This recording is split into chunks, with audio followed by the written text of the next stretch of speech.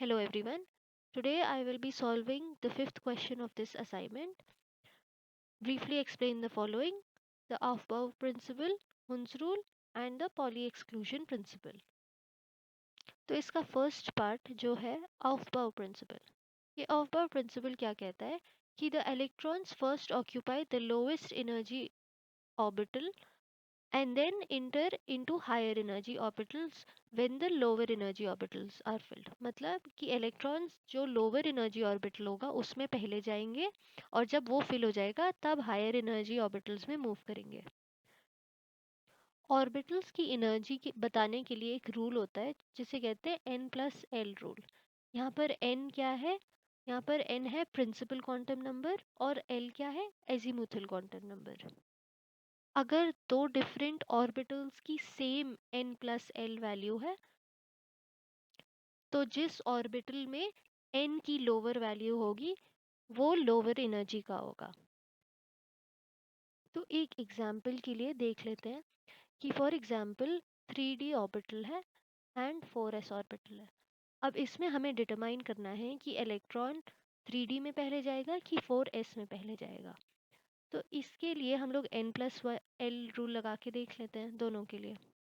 ठीक है, अब यहाँ पर 3D में n की वैल्यू क्या है? 3, d की वैल्यू क्या है? 2, राइट। तो ये 5 हो गया। अब 4s के लिए n प्लस एल रूल लगाते हैं। ठीक है, n की वैल्यू यहाँ पर क्या है? 4, l की वैल्यू क्या है यहाँ पर? 0। तो ये क्या हो जाता है? 4। तो इसका मतलब 4s लोअर एनर्जी लेवल पे है। ठीक है, तो इसका मतलब इलेक्ट्रॉन पहले 4s में भरेगा उसके बाद 3D में भरेगा। तभी जब हम लोग इलेक्ट्रॉन्स कभी भरते हैं तो आपने देखा होगा कि 3p होता है, फिर 4s होता है, फिर 3d आता है। पहले 4s में भरता है फिर 3d में भरता है। ये क्यों होता है? Because of outward principle. Okay, as you can see इस डायग्राम में इट विल बी क्लियरर।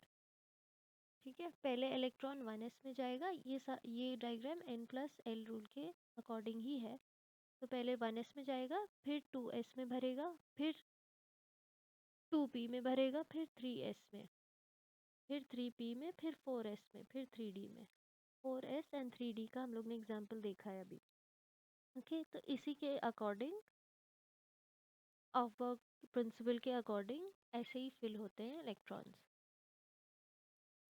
अब हम आते हैं हमारे सेकेंड रूल पे जो है पॉली एक्सक्लूजन प्रिंसिपल। तो ये क्या कहता है कि N orbital can have maximum 2 electrons and these must have opposite spin.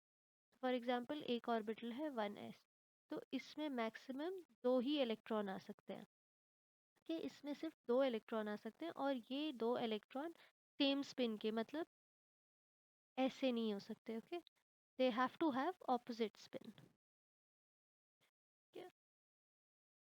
और 2 से ज़्यादा नहीं हो सकते, मैक्सिमम 2 ही हो सकते हैं एक ऑर्बिटल में। अब हम लोग देखते हैं हमारे लास्ट रूल पे विच इज़ हुंड्स रूल।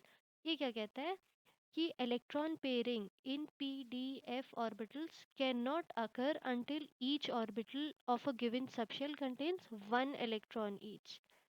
ठीक है, इसका मतलब क्या हुआ कि फॉर एग्जाम्पल हम लोग p ऑर्बिटल को देखते हैं। अब p ऑर्बिटल में कितने सबशेल्स होते हैं? 3 सबशेल्स होते हैं p ऑर्बिटल में। ठीक है, तो फॉर एग्जाम्पल हम लोग को p ऑर्बिटल में 4 इलेक्ट्रॉन्स फिल करना है। ठीक है, तो ये इलेक्ट्रॉन्स हम लोग पहले फिल करेंगे इस तरीके से कि एक सबशेल के अंदर एक ही इलेक्ट्रॉन आए सबसे पहले। तो हमें 4 करना है, तो 1। अब हम लोग इसी सबशेल में दूसरा नहीं डाल सकते। ओके, हमें नेक्स्ट सबशेल में डाल रहे हैं, मतलब एक सबशेल में एक इलेक्ट्रॉन होना चाहिए। तो 1, 2, 3। अब जब हम लोग को फोर्थ इलेक्ट्रॉन फिल करना है तब ये फर्स्ट इलेक्ट्रॉन में पेयरिंग होगी। ओके, तो मतलब हमें बिगनिंग में ही पेयरिंग नहीं करवानी है। हमें पहले सिंगली ऑक्यूपाइड करना है, मतलब एक सबशेल में एक ही इलेक्ट्रॉन होगा और जब सारे सबशेल फिल हो जाए उसके बाद हमें वापस आके पेयरिंग करवानी है। इसका लास्ट पार्ट है कि singly occupied orbitals will have parallel spin. इसका मतलब है कि जब हम लोग सिंगली ऑक्यूपाइड कर रहे थे, मतलब एक ही इलेक्ट्रॉन फिल कर रहे थे, तो इन सब का जो स्पिन होता है वो एक तरफ होना चाहिए। ठीक है, एज यू कैन सी। अब हमने फिफ्थ क्वेश्चन के तीनों पार्ट्स कर लिए हैं। I hope you guys understood and thank you.